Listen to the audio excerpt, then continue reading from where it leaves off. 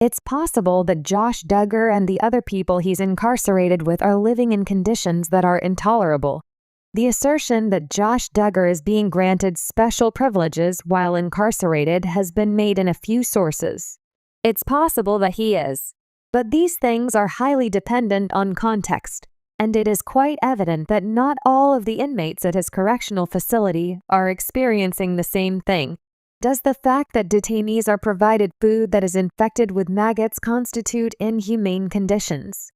In one lawsuit, all of these allegations and more are made. Josh Duggar is now being held at the Federal Correctional Institution in Seagoville.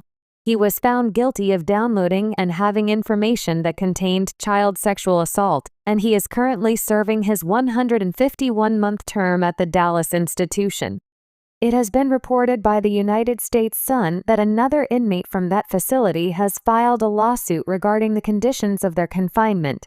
A lawsuit was filed by Dino Peterson against FCI Seagoville on February 26, 2024. The facility is accused of violating his human rights in the case, and one of the effects that is cited is mental discomfort from the facility. A warden at the facility received an email from Peterson in November of 2023, in which he demanded that an immediate cessation of all inhumane treatment have been implemented. He provided a list of inadequate food items, which he claimed were kept in the same location as garbage. He asserted that the facility turned down his request for medical care. A litany of other alleged concerns, many of which related to health and safety, were also outlined in the email. The email also described the treatment that was provided by the staff. Peterson stated that food that was placed with rubbish was mentioned once more in another email that is included in the lawsuit. In his letter, he mentioned that he had overheard another prisoner having a conversation about the food trays that contained maggots. In addition, the email made the claim that there was raw sewage inside the jail. Specifically, the lawsuit asked for $494,658.83. On May 16, the court rendered a dismissal of the action. This was not due to the merits of the complaint itself, rather, it was due to the fact that the defendant failed to provide the court with more recent information regarding his residence when he was released from the Bureau of Prisons. When it comes to the case and the emails, it is difficult to know what to think about them.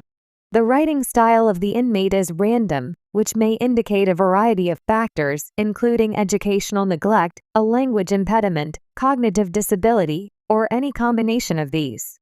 All of these factors, by the way, have the potential to contribute to an individual's likelihood of being incarcerated. There is a high degree of plausibility among allegations that jails provide insufficient food. Similarly, claims of being denied medical attention are also included. Despite the fact that this does not imply that it is accurate in this particular instance, it is not something that people can so easily disregard. Dismissing the plights of those who are incarcerated is a disturbing tendency that exists. At the end of the day, incarceration is the means by which society punishes individuals for their criminal behavior.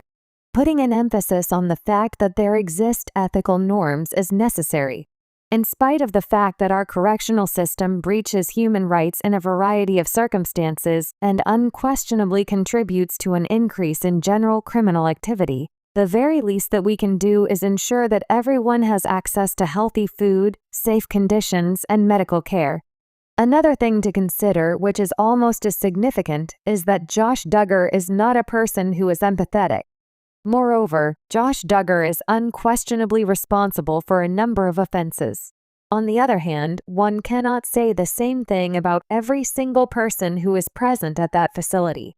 Undoubtedly, there are innocent persons who are currently incarcerated. The fact that they have to breathe the same air as Josh, isn't that already a terrible thing?